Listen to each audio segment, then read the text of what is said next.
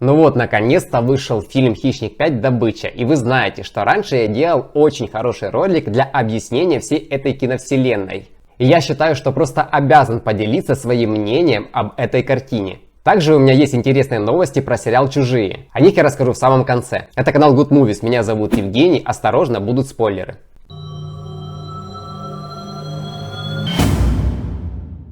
Итак, в фильме довольно много символизма, но это мы разберем чуть позже, а для начала разберем первое появление нашего Яуджи, которому дали прозвище Дикий.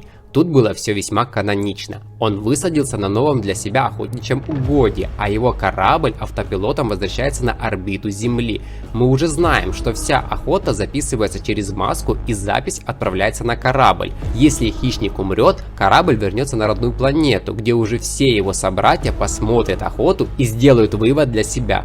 Почему я сказал на новом охотничьем угодье? Из самого начала фильма видно, что Дикий не знает здешних обитателей планеты. Он хочет найти идеального соперника, он присматривается, убив змею, позже наблюдает за охотой волка, он в поиске. Ну и конечно же с каждой жертвы он берет для себя трофей, это тоже все канонично для этой киновселенной. Ну и какой был зрелищный бой с медведем. Во всех этих стычках он не использовал весь свой военный арсенал, которого, как мы уже знаем с фильма, было достаточно.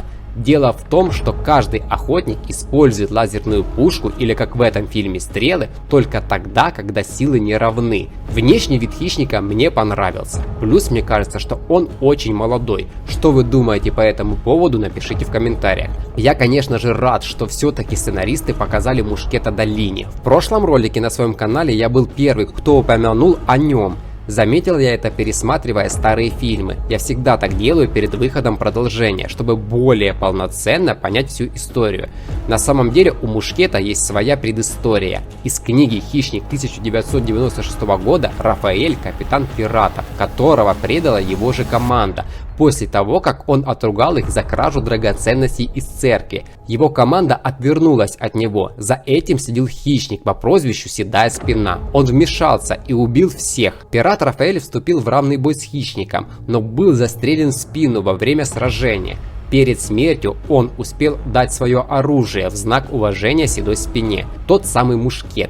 И ранее мушкет показывали в фильме «Хищник» 1990 года. Но в этом фильме история мушкета совсем другая, и сценаристы имели на это полное право. Книга вышла позже фильма, где появилось данное оружие. Также я говорил, что в фильме возможно будет 3 хищника. И тут тоже был прав, хоть и не совсем. Что мы видим в конце фильма? Нару вернулась к племени с добычей в руках, кидает голову Дикого к ногам вождя и отдает мушкет. Говорит, что рядом опасность, им нужно найти место с лучшей защитой.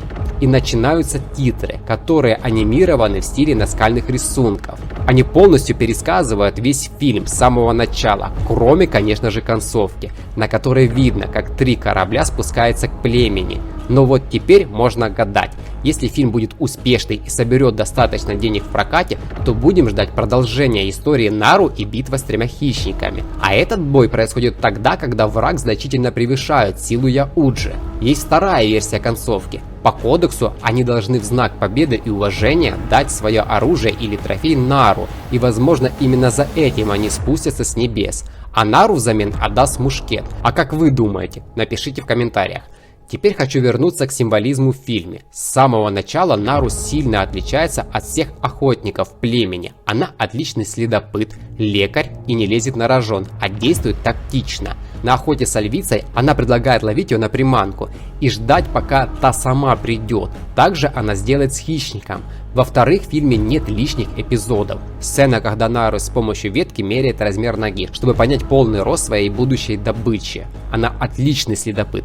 Также вначале я не понимал, зачем нам показывать сцену, когда Нару зашла в болото. Для чего? В конце узнал. Она понимала, что силой зверя не победить. Во время первой стычки все охотники действуют безграмотно и погибают у нее на глазах. И она сделала выводы, как и в первом фильме Алан Дач.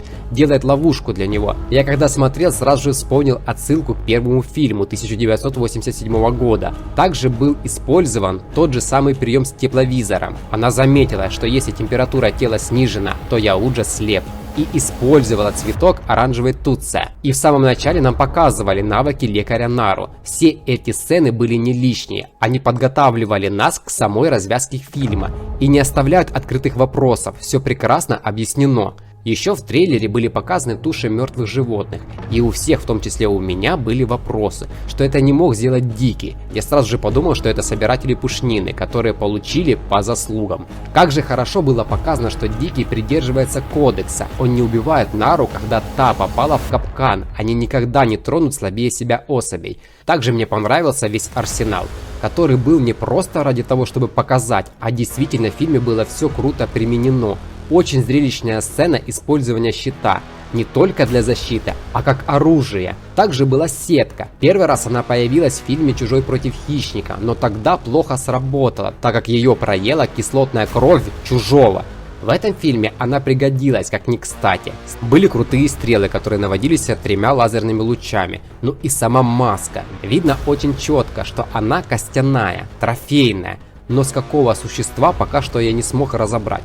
Итак, хочу подвести итог. Студия очень хорошо поработала, даже над мелкими деталями. На этом кадре видно, что у волка на пасти есть кровь хищника. Они заморачивались над каждой деталью. Ждали фильм все очень долго. Что-то оправдало надежды, что-то нет, но в целом я доволен картиной. А также для меня это было важно, так как фильм сняла стриминговая платформа Hulu, и именно она будет снимать сериал «Чужие» в 2023 году. Да, слегка местами визуал подхрамывал, но это все равно в 100 раз лучше фильма 2018 года. Так что есть все шансы, что сериал про чужих будет качественный. Так, скажу честно, фильм мне понравился. Мне понравился, как выглядел сам хищник. Он выглядел совсем по-новому. Не было ничего лишнего в фильме. Я знаю, что многим не нравится, что главный герой девушка. Вся эта история с феминизмом Голливуд, конечно, сильно навязывает. Но давайте думать рассудительно и объективно. В фильме 1979 года «Чужой» Рипли тоже была девушкой. И тогда это смотрелось нормально. Поэтому давайте не придираться. Она победила его умом, а не силой. Плюс в фильме к этому хорошо подвели.